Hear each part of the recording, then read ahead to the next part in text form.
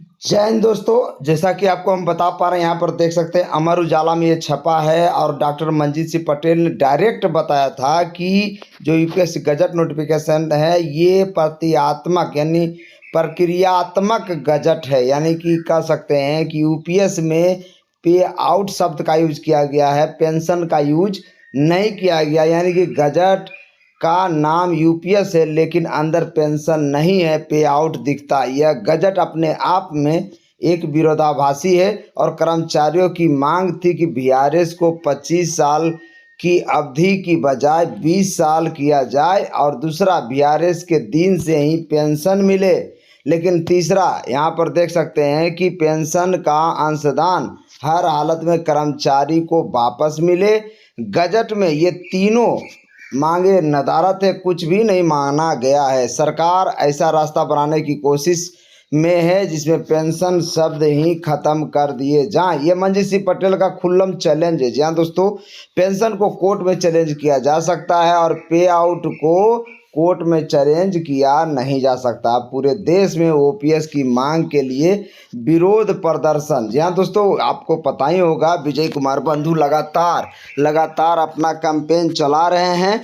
पूरे देश भर में 1 अप्रैल को काला पट्टी बांधकर अपने जगह पर कार्य करना है और डीएम कलेक्टर को ओपीएस का ज्ञापन देना है। जी हाँ दोस्तों, यहाँ पर देख सकते हैं कि केंद्र सरकार के कर्मियों में 1 अप्रैल से एकीकृत पेंशन योजना लागू हो जाएगी, यानी 23 लाख कर्मचारियों को।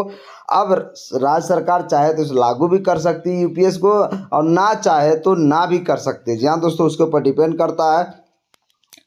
एनपीएस से यूपीएस में आएंगे उन्हें क्या कुछ मिलेगा, ये बातें तय कर ली गई है। और न्यूनतम 10 वर्ष की अर्हक सेवा के पश्चात अर्धवर्षता पर 10,000 रुपये का प्रतिमाह सुनिश्चित न्यूनतम भुगतान होगा। ये बात सबको पता होगा। वित्त मंत्रालय के राज्य मंत्री पंकज चौधरी ने संसद में बताया कि स्कीम विद्यमान पेंशन योजनाओं से अलग है क्योंकि इसमें सुनिश्चित योगदान के रूप में निर्धारित लाभ के साथ साथ निर्धारित अंशदान की सुविधा शामिल है। तो हमारा ये कहना कि मंत्री जी आप पहले खुद क्यों नहीं लेते हैं? इतना अच्छा ज्ञान आप सबको बांटते रहते हैं।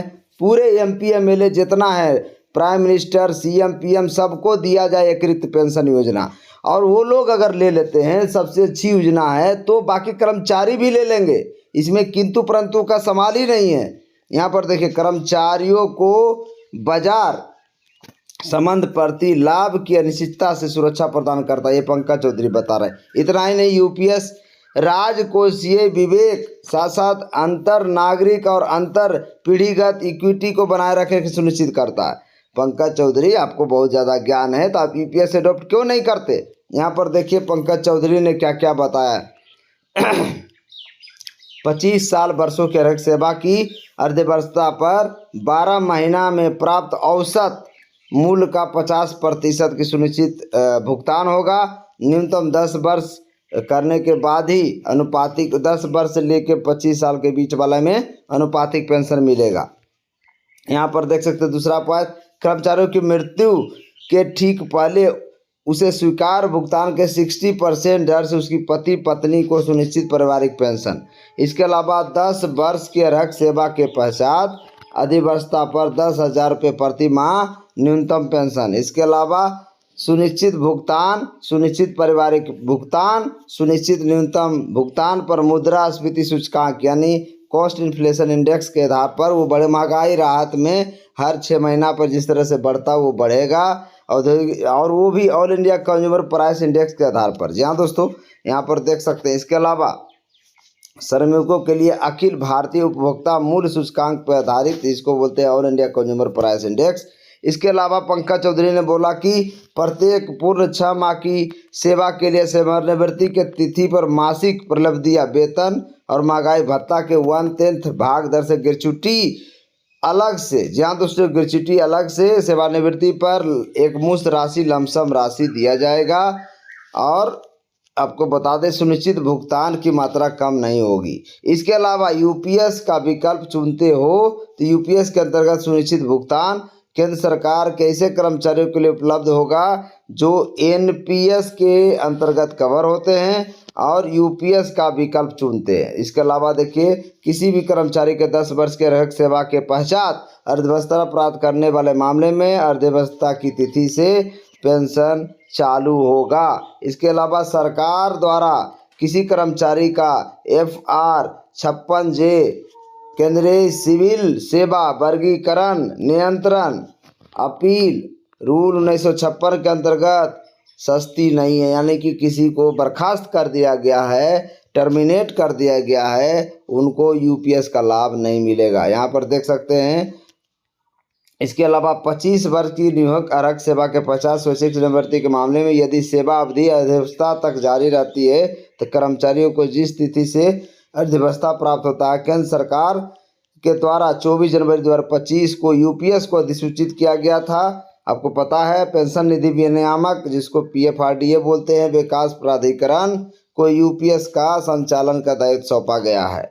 तो ये चौधरी साहब इतना अच्छा ज्ञान दे रहे हैं, लेकिन MP MLA खुद OPS ले रहे हैं चौधरी साहब। ये आपको पता है या नहीं, आप खुद डिसाइड करें। लेकिन कर्मचारियों को पे आउट और यूपीएस से सख्त नफरत है और इसे पेंशन चाहिए। ओल्ड पेंशन स्कीम इसे बहाल किया जाए, ना इसे यूपीएस चाहिए और ना ही एनपीएस। यहाँ तो सबको बता दें, यूपीएस कर्मचारियों का स्वीकार नहीं है पंकज चौधरी जी। इसके अलावा इनको एनपीएस भी स्वीकार नहीं है, एनपीएस भी स्वीकार नहीं है। कर्मचारियों को सिर्फ ओपीएस दे दीजिए। ओपीएस आज से नहीं, पिछले 22 साल से मांग रहा है और यही लेगा। आज आप नहीं देंगे लेकिन कल को लेगा, लेकिन लेगा। इसे आप जान मार दीजिए या कुछ भी कर दीजिए, ओपीएस ख़त्म होने वाला चीज़ नहीं है, क्योंकि ओपीएस जो है इमोशन बन चुका है पूरे देश का। जी हाँ दोस्तों, ये आम जनता का जिंदगी का सवाल है और ओपीएस जब तक धरती रहेगा, जब तक चांद सितारा रहेगा, जब तक आपको बता दें ओपीएस रहेगा। और ओपीएस को आप कितना भी ख़त्म करने की कोशिश करेंगे, ओपीएस ख़त्म होने वाला नहीं है। हम अपने चैनल के माध्यम से लगातार ओपीएस की आवाज़ उठाते रहते हैं। बाकी मेरे चैनल को लाइक करिए, शेयर करिए, सब्सक्राइब करिए। जय हिंद, जय भारत।